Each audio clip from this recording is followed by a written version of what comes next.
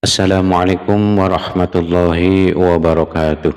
Bismillahirrahmanirrahim. Alhamdulillahi rabbil alamin. Allahumma salli wa sallim ala sayyidina Muhammadin wa ala alihi wa ashabihi ajma'in. Teman-teman yang berbahagia, ada sebuah channel yang bernama Bang Anwar. Ini channelnya sudah mengupload 23 video. Ya, ini video-videonya. Namun di sini ada video yang menarik sekali, yaitu proses hijrah edukasi. Nah, ini judulnya proses hijrah edukasi dan renungan bagi pasukan Kiai Himmat.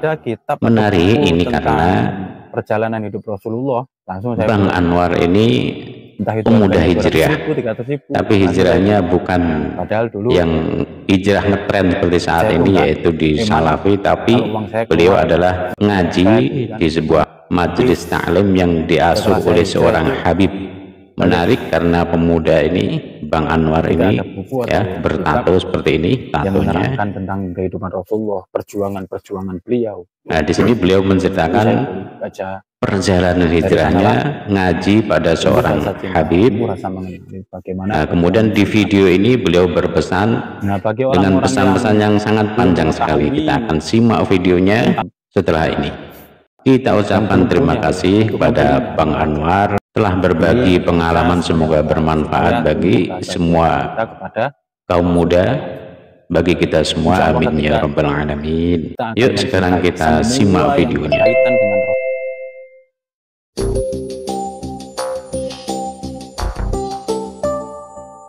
Assalamualaikum warahmatullahi wabarakatuh.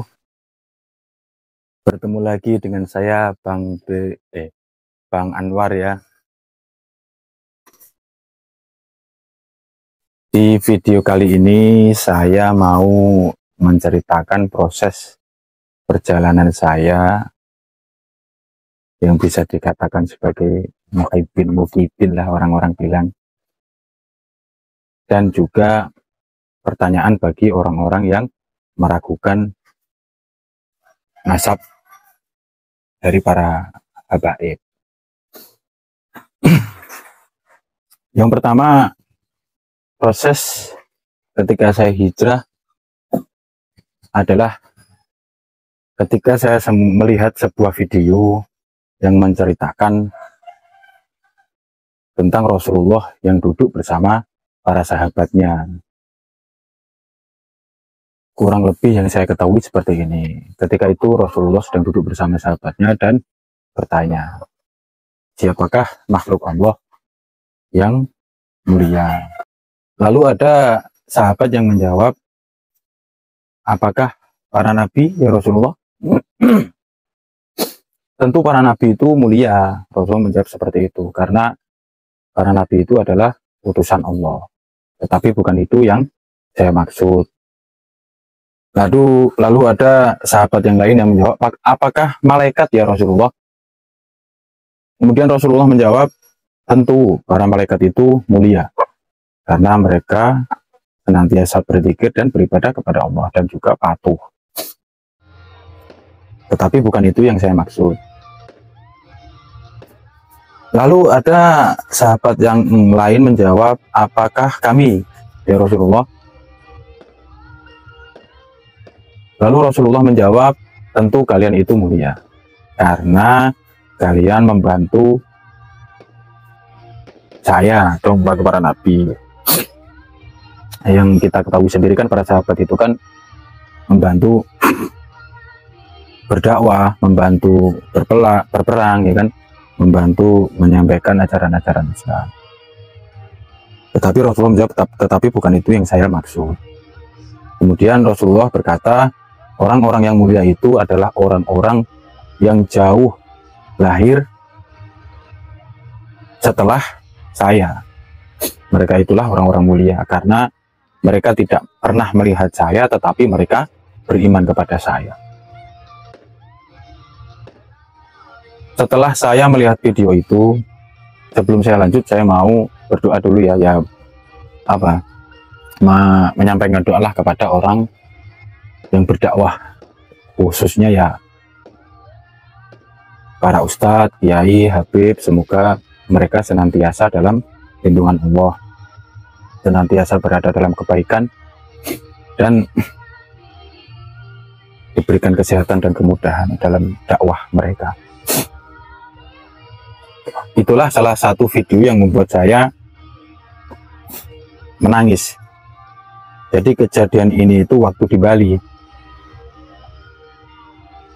Saya belum pernah sekalipun menangis ketika mendengar ceramah atau yang berkaitan dengan agama atau berkaitan dengan Rasulullah. Setelah saya melihat video itu, saya menangis dan melihat diri saya. Saya berpikir dengan segala bentuk tubuh saya seperti ini, banyak tato, dan mengingat masa lalu saya berpikir apakah nanti saya itu bisa diakui sebagai umatnya Nabi Muhammad, seperti itu. Setelah melihat video itu, saya putuskan untuk mulai sholat, dan dari sanalah proses hijrah saya dimulai. Kemudian setelah beberapa hari, saya itu ditawari oleh seorang teman atau bos saya, karena bos saya itu juga sering ikut kajian. Saya ditawari untuk diajak hadir majelis Sunatul Rasul di daerah Bali, tepatnya di desa atau kota Kelungkung. Jadi pemimpinnya itu ya Habib Mahdi Al-Maghribi Al-Hasani. Jadi beliau itu jalur dari Sayyidina Hasan, dan guru beliau itu Habib Umar bin Hafiz. Setelah ikut kajian Majelis Sunatul Rasul, kajian selesai, saya berdiri agak menjauh karena Habib Mahdi ini sedang menyalami para jamaah yang berpamitan. Saya melihat dari kejauhan dan berpikir lagi, ya Allah, Engkau berikan saya kesempatan untuk hadir di majelis yang mulia ini, untuk hadir di majelis yang dimana pemimpinnya adalah salah satu zuriyah Nabi atau keturunan Nabi Muhammad. Terus saya berpikir, apakah nanti di akhirat saya juga bisa seperti ini, bisa melihat Nabi Muhammad, bisa bersalaman dan diakui sebagai umatnya. Ya Allah, dan seandainya kalaupun itu tidak bisa terjadi, ya minimal saya bisa melihat Nabi Muhammad dari kejauhan, itu pun ya nggak apa-apa. Jadi saya berpikir seperti itu waktu di Bali itu setelah kajian. Setelah itu beberapa kali Bali itu kedatangan seorang zuriyah Nabi dari Yaman. Ya seperti itu juga. Setiap kali saya berkesempatan untuk bertemu para habib, entah itu dari Indonesia sendiri yang safari dakwahnya ke Bali atau dari Yaman, itu juga setelah saya salaman, mencium tangan beliau, saya menangis. Ya menangisnya karena itu tadi. Ya Allah, Engkau berikan kesempatan untuk bertemu cucu Nabi, untuk bertemu orang-orang soleh, dengan segala kekurangan saya, kemaksiatan saya, banyaknya dosa saya, tetapi masih diberikan kesempatan untuk bertemu dengan orang. Karena tanpa hidayah dan taufik dari Allah, kita sendiri itu tidak mampu untuk berjalan menuju majelis, berjalan bertemu dengan orang-orang soleh, itu tidak mampu. Semua itu karena hidayah dan taufik dari Allah.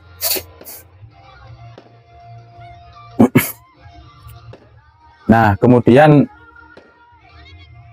saya mau berpesan, atau ini hanya ya edukasi ya buat anak-anak muda yang umurnya masih ya sekitar 17 tahun ke atas dan 30 ke bawah gitu ya. Kalau mau nakal, ya nakal saja. Nggak usah berpikiran Anda ingin mempunyai tato. Karena tato itu akan ada seumur hidup di tubuh kita.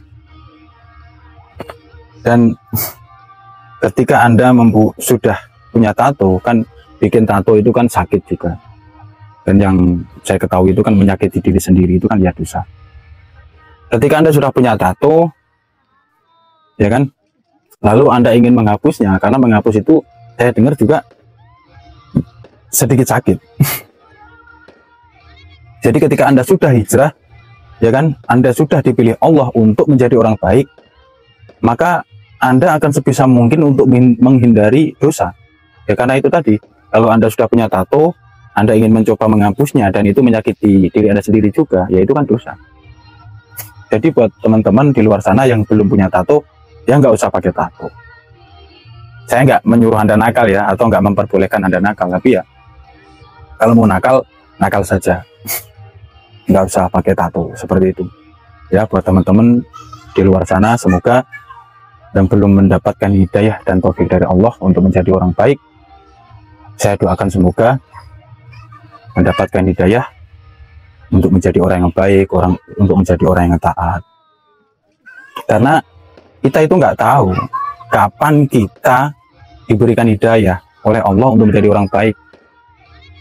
Nah, ketika Anda sudah hijrah tetapi Anda masih punya tato, Anda akan terbayang-bayang dengan tato Anda, dengan masa lalu Anda dan lain sebagainya. Kalau masa lalu Anda, dosa Anda yang di masa lalu itu masih bisa dilupakan. Tapi tentang masalah tato, ketika Anda melihat tato Anda saja, Anda pasti akan teringat dengan masa lalu saya. Kok masa lalu saya sih? Masa lalu Anda ya yang punya tato. Tapi yang sudah punya tato ya biarlah tetap seperti itu. Nggak usah dihapus atau nggak usah malu ketika kita dipandang buruk oleh orang lain. Terkait sholat kita sah atau enggak, ya saya bisa bilang tetap sah. Kenapa saya bisa bilang tetap sah? Ya saya mengikuti dari kiai yang menerangkan tentang tato.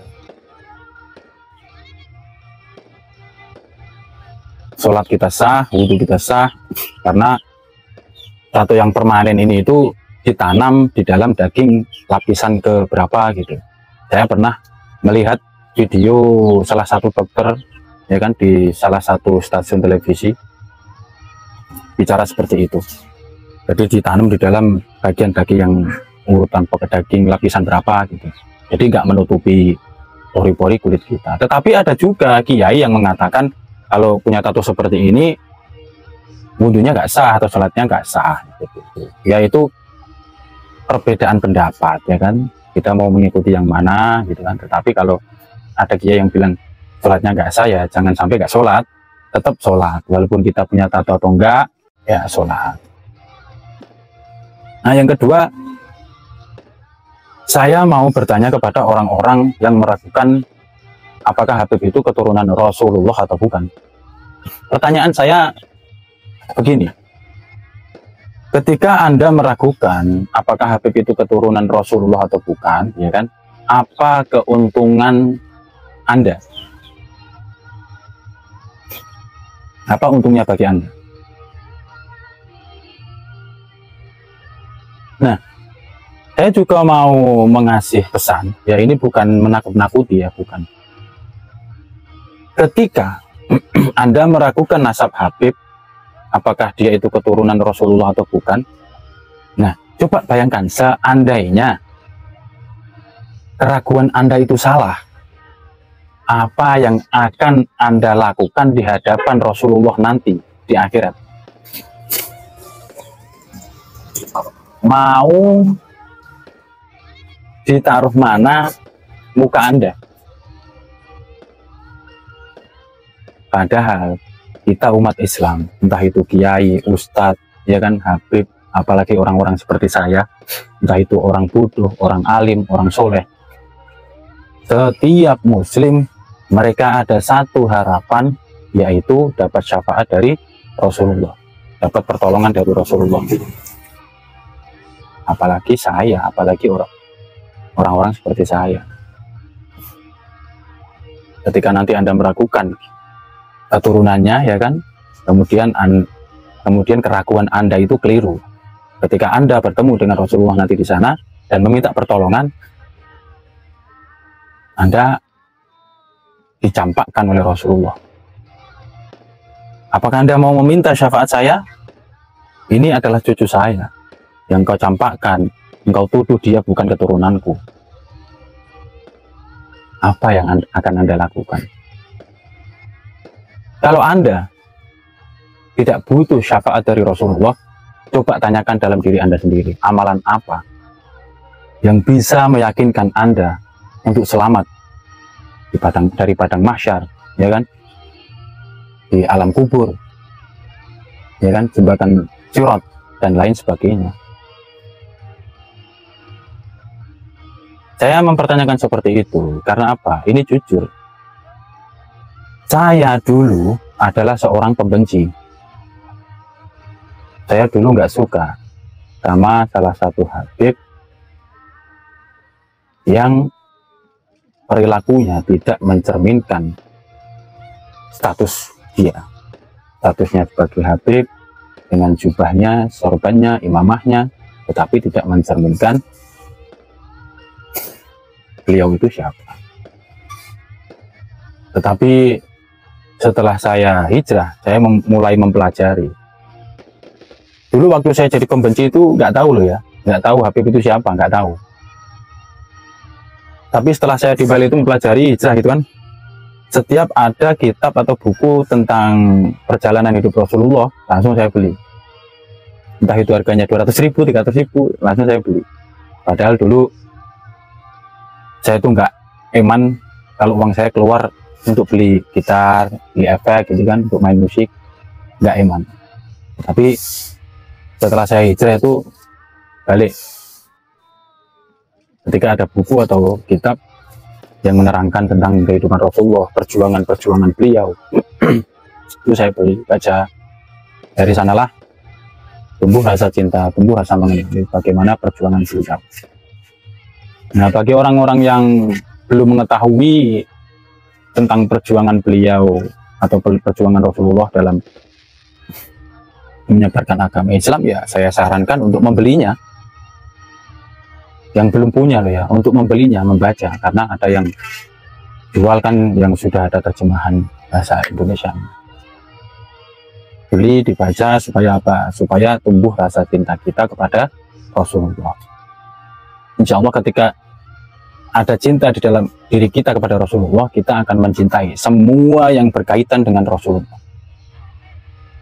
Entah itu akhlaknya, entah itu Al-Qur'annya, entah itu orang-orang yang berdakwah,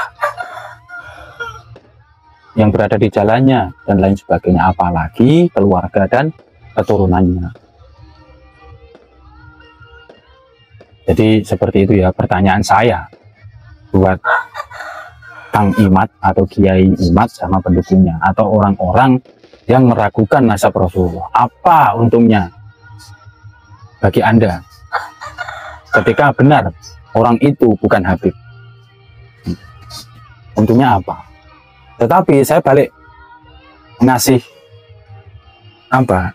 Ngasih nasihat atau ngasih warning untuk berhati-hati. Karena kalau keraguan Anda salah, ya kan, Anda menuduh dia bukan Habib. Tapi ternyata nanti di akhirat dia duduk atau berdiri di sebelah Rasulullah dan Rasulullah mengakui sendiri itu adalah cucunya. Nah, Anda ini mau kemana? Mau minta tolong sama siapa? Anda punya amalan apa? Ya itu juga termasuk warning bagi saya. Seperti itu ya. Buat teman-teman di luar sana, kalau mau membagikan video ini, saya persilahkan. Karena ini ada pertanyaan yang terbuka lah kepada Kiai Imad dan pendukungnya. Dan juga tadi ada edukasi yang saya sampaikan kepada teman-teman anak muda yang belum punya tato, nggak usah bikin tato ya. Semoga video saya ini bisa memberikan apa namanya, kalau pencerahan, saya bukan penceramah soalnya ya, memberikan hal-hal yang positif lah ya, atau berdampak positif bagi yang mendengar. Dan saya juga ingin mengucapkan terima kasih kepada orang-orang yang berkomentar, entah itu baik atau buruk ya, saya terima. Jadi ada yang mendukung, ada yang tidak, yaitu wajar. Ada yang berkomentar baik, ada yang berkomentar buruk, ya itu hal biasa. Ya seperti inilah. Lihat ya, bebas. Anda bebas berkomentar di video saya, tapi ya kalau boleh berkomentar yang baik-baik saja. Tadi juga ada komentar yang berkomentar seperti ini, baru hijrah kok sudah bahas nasab, aduh nggak nyambung gitu. Jadi saya tegaskan di sini, saya tidak berbicara sebagai penceramah, pendakwah, ustadz, kiai atau santri, bukan.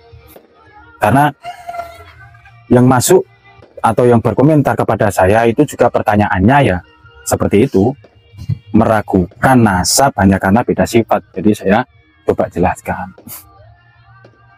Atau ada lagi seolah-olah malah saya membandingkan keluarga saya dengan keluarga Nabi Muhammad itu. Tidak seperti itu. Tidak sebanding.